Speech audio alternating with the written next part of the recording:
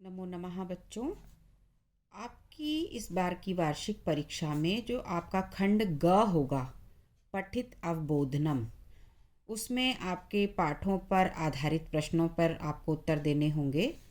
आपके पाठों में से पठित गद्यांश लिए जाएंगे और उन गद्यांशों पर आधारित प्रश्नों के आपको उत्तर देने होंगे।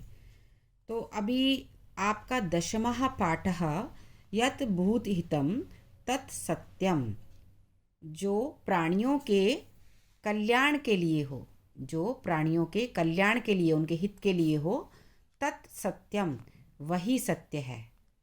ये पाठ आपको जो पढ़ाया गया होगा कक्षा में, उसी पाठ से गद्यांश लेकर हमने एक ये पूरा प्रश्न तैयार करा है।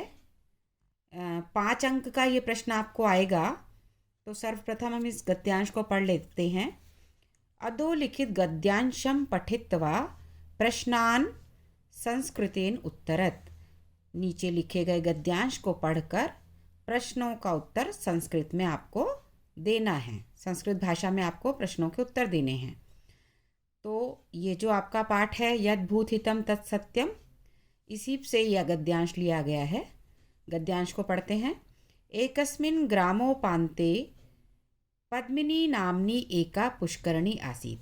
एक गांव के किनारे पद्मिनी नाम की एक पुष्करणी यानी बावड़ी, बावड़ी या एक छोटा तालाब कह लीजिए, एक पुष्करणी थी, एक बावड़ी थी।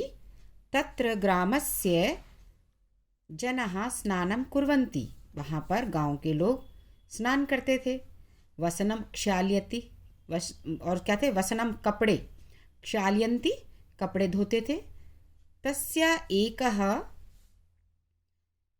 जलम आननीय, तस्य एव, वहाँ से ही जलम आननीय, जल को लाकर पीते थे। पाक आदि कर्म च कुर्वन्ति, और पकाने का काम इत्यादि भी करते थे, खाना इत्यादि पकाते थे अपना वो।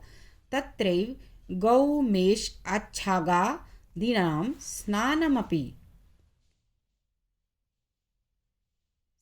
अपि संपादयन्ति। वहाँ पर क्या करते थे वो, वहाँ पर गौ और ये आपका भेड़, गौ भेड़ और बकरी इत्यादियों को भी स्नान का भी स्नान जो था वो संपादित करते थे, यानी उनको भी स्नान कराते थे।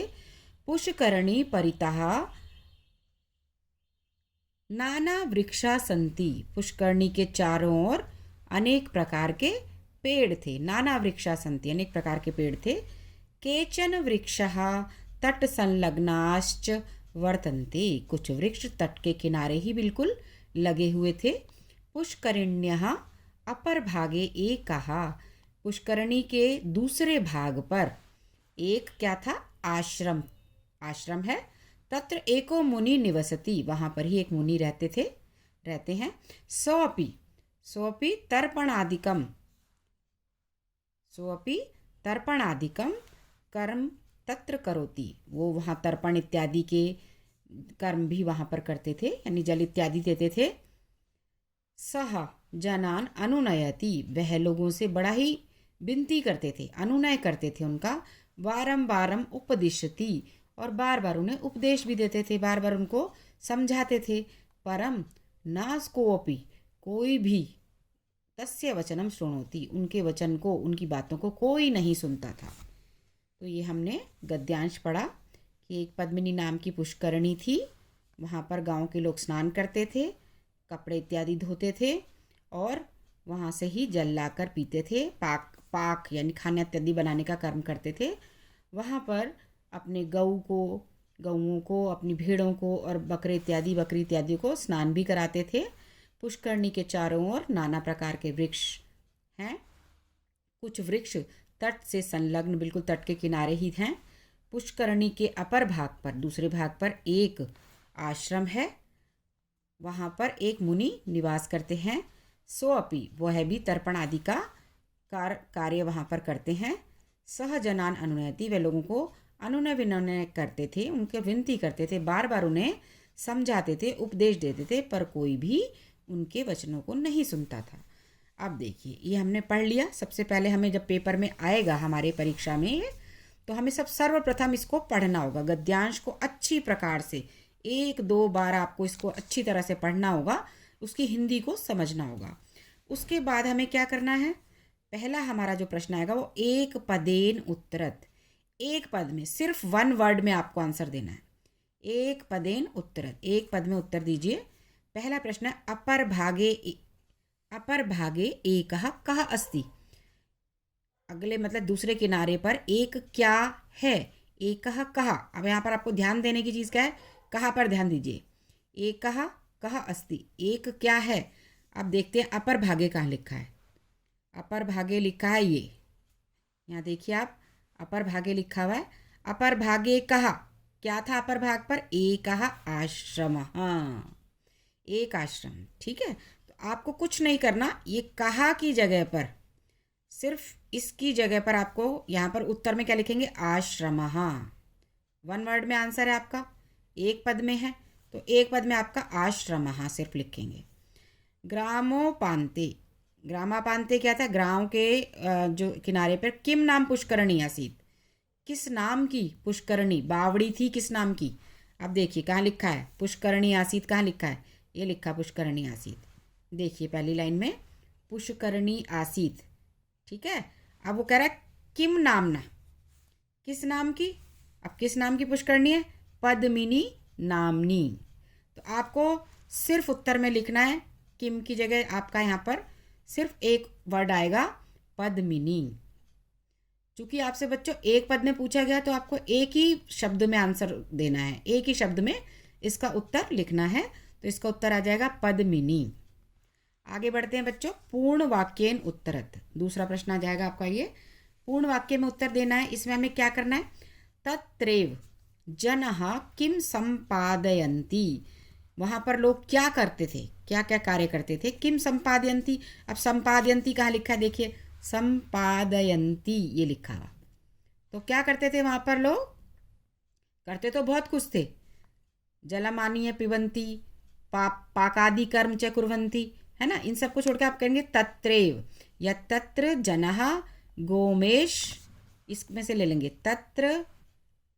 तत्रैव जनः गोमेश अच्छा गादानी स्नानमपि संपादयन्ति, यहाँ से आ जाएगा आपका उत्तर, तत्र जनः, यहाँ से ले लेंगे पहले प्रश्न में से तत्रैव जनः, ठीक है, ये भी लिखा हुआ है यहाँ पे तत्रैव जनः और लगा देंगे, और फिर ये गोमेश छायागादीनां स्नानमपि संपादयन्ति, बस ये पूरा लिख देंगे उत्तर।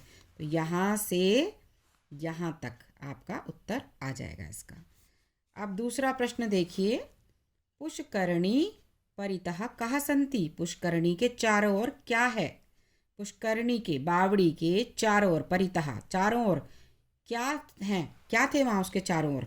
अब हम देखते हैं कहाँ सन्ति, पुष्करणी परितः, देखिए कहाँ लिखा है, ये लिखा है पुष्क, उसके जैसा वर्ड ढूंढना पहले। अगर आपको नहीं समझ आ रहा, हिंदी भी नहीं समझ आ रही, तो आप क्या करेंगे, वैसे शब्द ढूंढेंगे, जैसे पुष्करणी परितः कहाँ लिखा है, पुष्करणी परितः यहाँ लिखा है, तो आप उत्तर देंगे पुष्करणी परितः नानः वृक्षः सन्ति।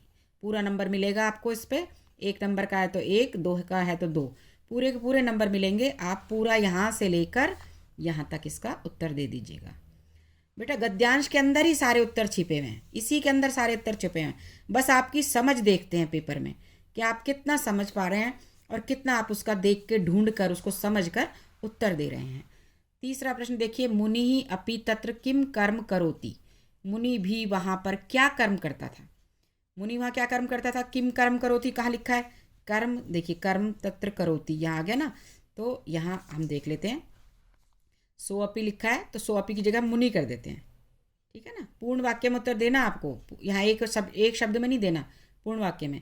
तो मुनि ही ले लिया हमने, मुनि ही तर्पण आदिकम, मुनि ही सोअपि लिखा ना, सोअपि सहापि, सहा जमापि वह भी, तो वह भी की जगह मुनि लिख देते हैं क्योंकि प्रश्न में से मुनि कहा गया है।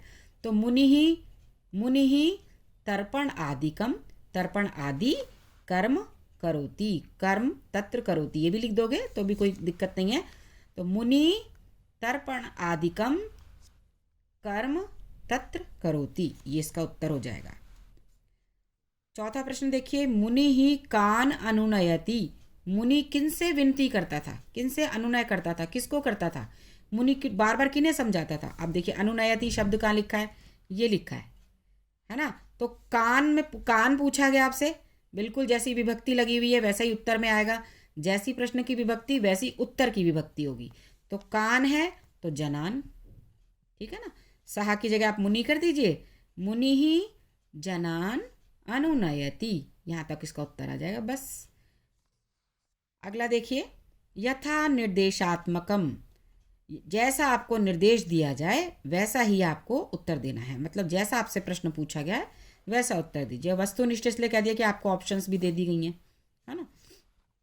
जैसा आपसे प्रश्न करा जाए, जैसा आपसे वस्तु मतलब विषय जो आपसे कहा जा रहा है, प्रश्न करा जा रहा है जो आपसे, वैसा ही आपको उत्तर देना, उसी से संबंधित बिल्कुल।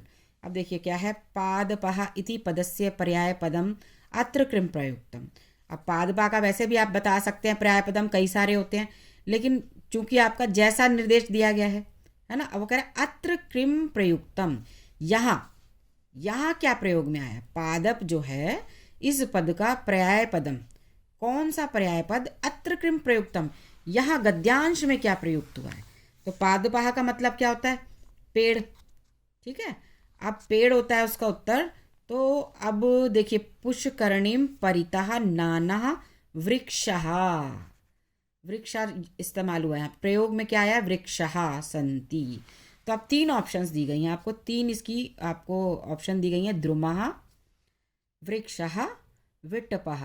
तीनों का मतलब वृक्ष ही है, पादपा से संबंधित है ये तीनों का तीनों जो हैं पेड़ के लिए प्रयोग में लाए गए हैं। लेकिन गद्यांश में क्या इस्तेमाल हुआ? गद्यांश में आपका वृक्षः शब्द इस्तेमाल हुआ। तो यहाँ पर हम इसका वृक्षः को सही उत्तर चुनेंगे और सही इसका उत्तर लिखेंगे वृक्षः। तो जो प्रयोग में लाया गया गद्यांश में उसी को चुनेंगे, वृक्षा इसका उत्तर हो जाएगा। अब देखिए, ख है एका पुष्करणी अनयो पदयो हो विशेषण पदम किम। विशेषण पद क्या?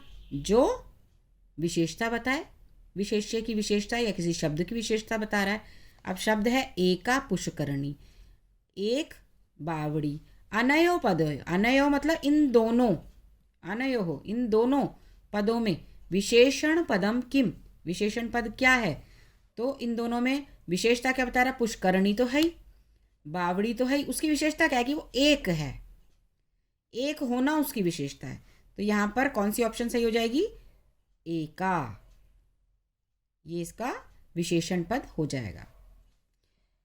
पिबन्ति इति क्रियापदस्य, पिबन्ति इति क्रियापदस्य कर्तृपदम किम प्रयुक्तम। अब हमें कहाँ देखना है? गद्यांश में ही देखना है।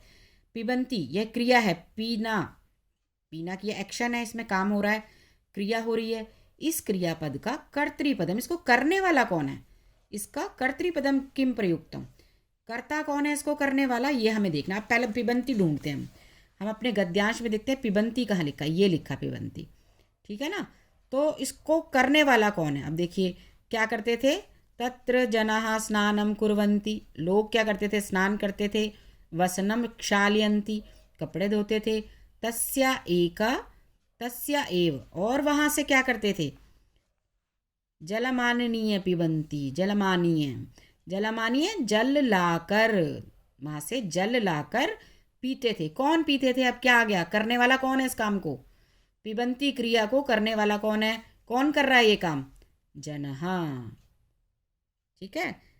तो इसका हम लिख देंगे उत्तर जनः, ये हमारे पास ऑप्शन आ जाएगी इसकी, इसके ऑप्शंस दी नहीं गई हैं इसमें, तो आप इसका उत्तर लिख देंगे जनः, ठीक है।